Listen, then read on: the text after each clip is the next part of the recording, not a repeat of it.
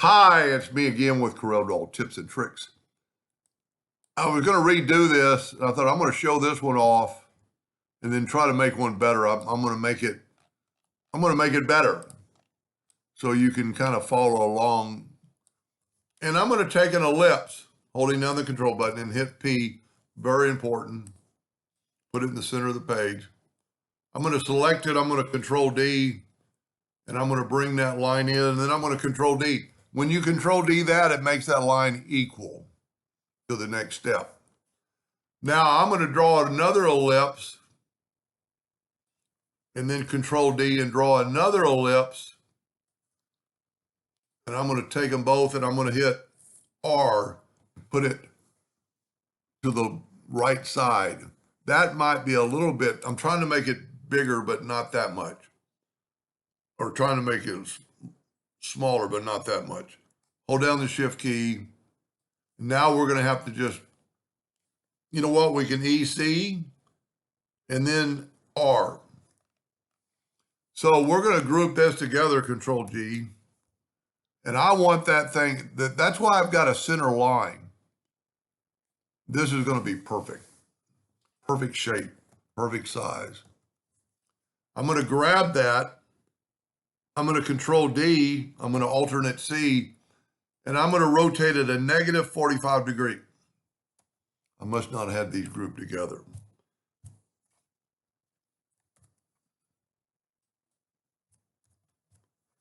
And that's what I want.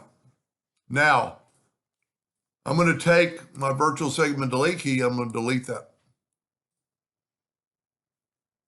Well, hold down the Alt key. And then I'm going to take these lines. So that's, I don't need to mess with this because this is just a distance. And I'm going to work on this. I think I made that thing purple. I'm going to make this one purple. Well, you have to smart fill it with purple because it's not really an object. And then I'm going to kind of play around with it. I came up with a pretty weird shape and it might look better now. But I'm going to get the interactive fill tool and I'm going to come in and I'm going to put a darkness. And then I'm going to bring this purple out to here, bring another purple to that edge. Then I'm going to bring in a white, and I'm going, at first I said, well, that didn't work. But then if you go up here to elliptical, look what it did. And you can kind of bring that in and make it smaller. But to me, it looks like a disc. Now what's cool about it, inside that, if that was, let's say, a bead, a ceramic bead or something, it would have some darkness going through there. We're almost done. Now I'm going to take, you know what, I'm going to make it that light purple.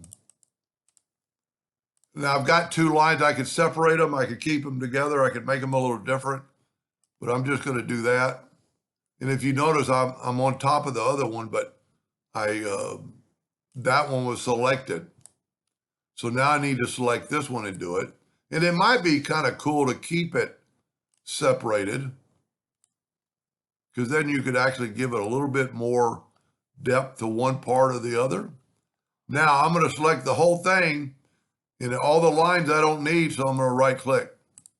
Now we're still working in the center of the page. This is going to look pretty good.